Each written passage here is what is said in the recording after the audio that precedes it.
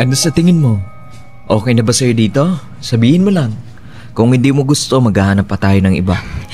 Bakit kasi gusto mong lumipat ng ibang matitirhan eh?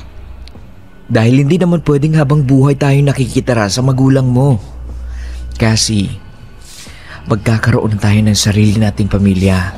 Dapat na tayong bumukod. Ikaw ang bahala. Ikaw naman ang laging nasusunod eh. O siya. Siya na siguro ang may-ari.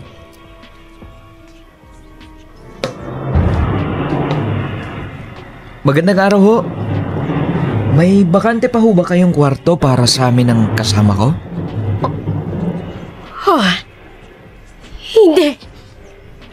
Ikaw?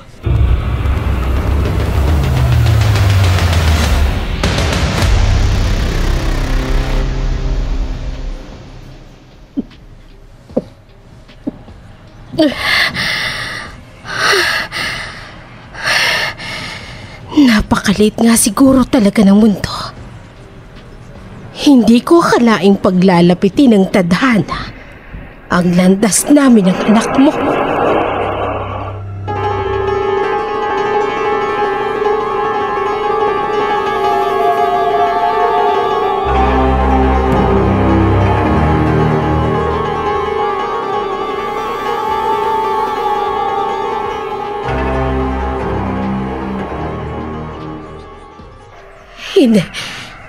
Edison. Ha? Kilala niyo ako? Teka, paano niyong nalaman ang pangalan ko? Hindi ko pa naman sinasabi sa inyo pangalan ko. Paano? Ha? Nakatingin lang siya sa akin. At bakit tila nangingilid ang mga luha niya? Hello, Ale. Ayos lang ho ba kayo? Hindi na kayo umimik. Tulala na ho kayo dyan. Ayos lang ho ba kayo? Ed, umalis na lang tayo dito. Maghanap na lang tayo ng ibang apartment. Hindi. Sa wakas, nagsalita rin kayo. Ayos lang ho ba kayo? Oo, ayos lang ako. Pasensya na kayo. May naalala lang ako. Kamukha ko sigurong naalala ninyo. At kapangalan ko pa. Oo, ganun na nga. Kamukhang kamukha mo siya. At kapangalan mo siya. So, uulitin ko ho ang tanong. May bakante pa ho ba kayong kwarto para sa aming dalawa ng kasama ko? Ed, sa tingin ko maghanap na lang tayo ng ibang apartment. Ayoko rito. Maghanap na lang tayo ng iba.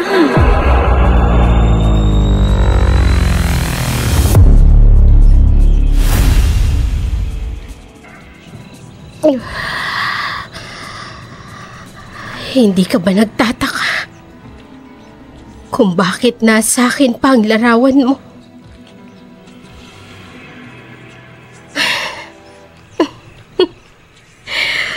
Walang kahirap-hirap. Tadhana na mismo ang naglapit sa akin ng anak mo. At matagal ko nang hinihintay ang pagkakataong ito. Ang kusang lumapit sa akin ang mga taong mahal mo.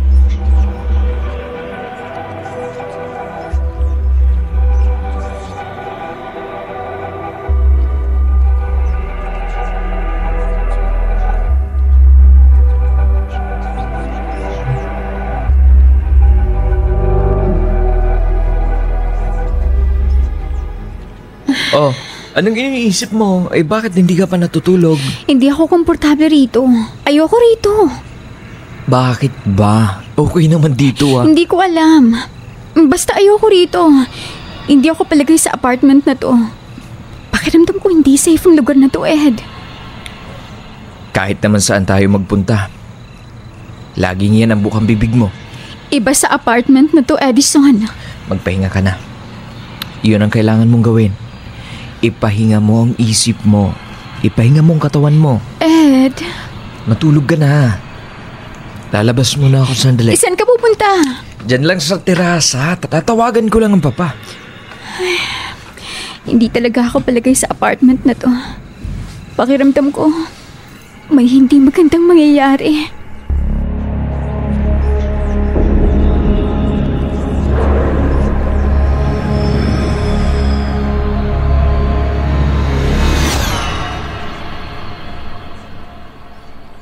Hello, Pa? Hello. Edison, anak. Bakit bigla nang alis ninyo dito sa bahay? Hindi ba lang kayo nagpaalam? Nagpaalam ho kami kay Mama. Hoy, boy pa ako. At ama mo ako, Edison. Kailangan mo rin magpaalam sa akin bilang ama mo. Alam kong sinusubukan yung tumayo bilang totoo kong mga magulang, Papa. Pero alam ko rin kailangan na naming bumukod ni Cassie. Lalo pa at hindi magtatagal magkakaroon na rin kami ng sariling pamilya. Kami ng mama mo. Hindi ba pamilya ang turing mo sa amin, ha, Edison? Pa, Ano ba nangyayari sa'yo, Edison? Bakit ba bigla ng pakikitungo mo sa amin ng mama mo? At lalo na sa akin. Ano nangyari, ha, anak? sige na ho. Marami pa kaming kailangan na ayusin ni Cassie dito sa apartment na nilipatan namin. Saka na ho tayo mag-usap, Papa.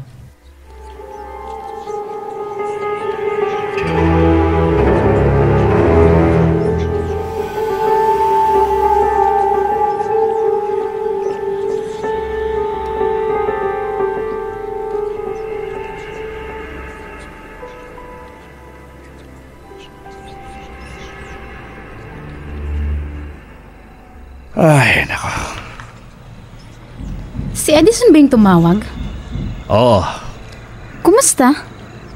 Nasaan na raw sila? Hindi niya sinabi kung saan sila lumipat. Ay, hindi mo sila masisisi, Nestor. At lalong-lalo na si Edison. Anong ibig mong sabihin? Narinig niya ang pag-uusap natin noong nakaraang gabi. Ano? Oo, Nestor. Alam na ni Edison ang totoo. Hindi.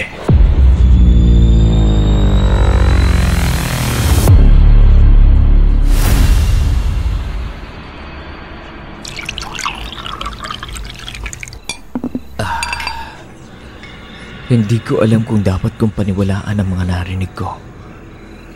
Hindi ko alam kung anong paniniwalaan ko. Ha? Anong... Ha? Hindi! Cassie! Cassie, ano nangyari? Cassie!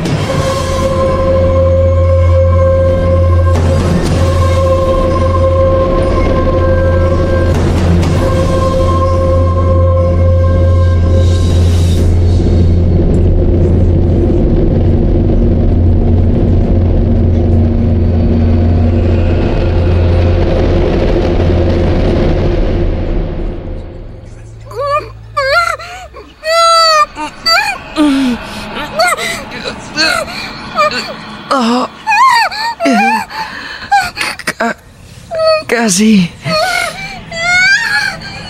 asan ka? Ang ulo ko. Anong nangyari? Cassie? Cassie, anong nangyari? Bakit niya sumigaw? Cassie? Wala siya rito. Pero, nasaan siya? Cassie? Nasaan ka? Cassie! Ha? Anong...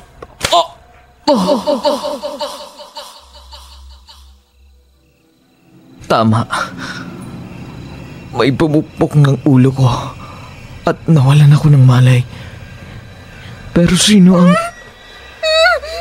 Ha? Cassie? Ikaw ba yan? Nasaan ka?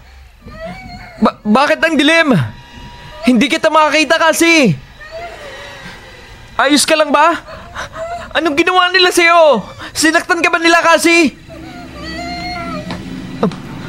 Sino yan? Tulungan mo kami, parang awa mo na. Tulungan mo kami. Pakawalan mo kami rito, pakiusap.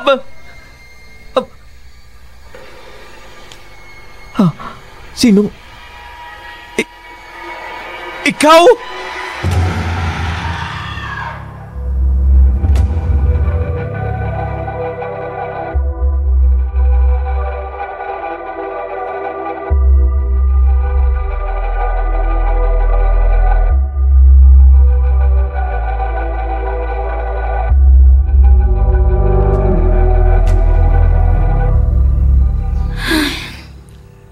Hindi ako makatulog.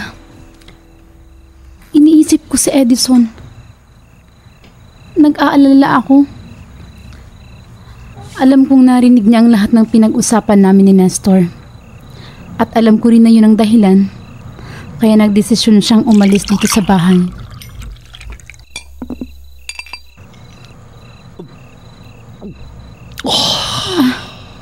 Nestor? Teka, gising ka pa? Anong ginagawa mo? Umiinom ka na naman? Hindi ako makatulog. At sa tingin mo makakatulog ka dahil sa alak na yan? Nestor, tama na yan. Papatayin mo ang sarili mo sa alak na yan eh. Halos gabi-gabi ka na lang umiinom. Nag-aalala ka ba sa akin? Alam kong hindi. Alam kong magpahanggang ngayon, hindi mo pa rin ako napapatawad. Pakiusap. Ayoko nang marinig ang anumang sasabihin. Sabihin mo, Belen, hindi mo pa rin ba ako napapatawad? Hindi ba? Ha? Sabi mo wala kang kasalanan. Sabi mo, hindi mo ginusto ang nangyari. Sabi mo, napilitan ka lang na gawin ang gusto ng kapatid mo.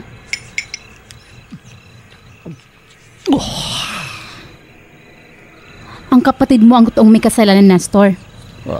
At sa tingin ko, ay nagbayad na siya ng kasalanan niya nang mamatay siya. Nagpakamatay siya. Ha? Nagpakamatay siya, Belen. Dahil hindi siya pinatatahimik ng konsensya niya. At binili niya sa akin si Edison. At nangako ako, ituturing kong tunay na anak si Edison. Pero nabigo ko siya. Dahil hindi ko magampanan ang pagiging isang mabuting ama sa anak niya. Dahil sa nangyari. Dahil sinisisi mo rin ang sarili mo sa nangyari. Nestor, at kaya ganito ang buhay natin. Dahil ayaw mong patawarin ang sarili mo. Ikaw ang nagbabayad ng kasalanang ginawa ng kapatid mo.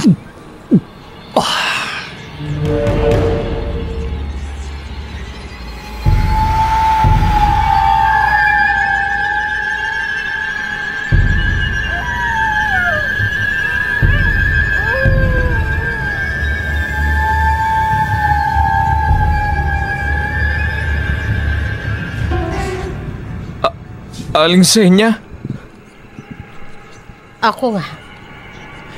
Sino ka ba? Bakit mo ginagawa ito? Anong kasalanan namin sa'yo? Wala kang kasalanan sa akin. Pero ang hayop mong ama, malaki. Malaking kasalanan ginawa niya sa akin. Ha? Aling Senya? Cassie! Pakiusap, pakawalan mo si Cassie! Huwag mo siyang idamay sa galit mo sa ama ko! Kung ano man ang kasalanan niya sa'yo, wala akong alam! Wala kaming alam! Wala kaming kasalanan! Kaya huwag mo kaming idamay!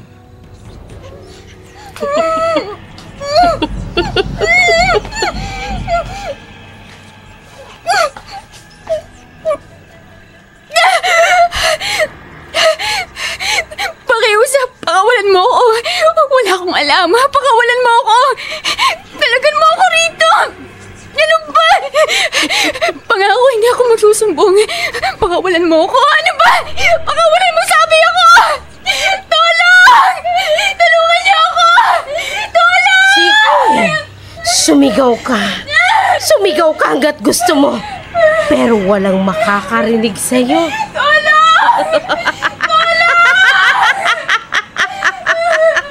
Nagsasayang ka lang ng laway. Pinapagod mo lang ang sarili mo kasi. Tulong! Tulong! Walang makakarinig sa'yo. Wala! Cassie! Tama na! Ano ba? Parang ako yun. Tama na. Cassie! Cassie! Hayop ka, alisan niya. Pakawalan mo ako rito. Ano ba? Pakawalan mo ako rito! Tingnan mo, Edison. Tingnan mo maiging gagawin ko. Cassie! Cassie! Tulungan mo ako. Huwag mo ako hayaan patayin yan. Tulungan mo ako, Ed. Ed! Cassie! Kawawa ka naman kasi. Sa tingin ko, hindi ka niya tutulungan. Hindi ka niya totoong mahal. Kaya niyang tingnan ka na unti-unti kong pinapatay. Sige! Sige! Gagawin ko na. Gagawin ko na kung anong gusto mo. Basta wag mo lang siyang saktan. Pakiusap, gagawin ko na. Gagawin ko na yung pinagagawa mo sa akin. Gagawin ko na.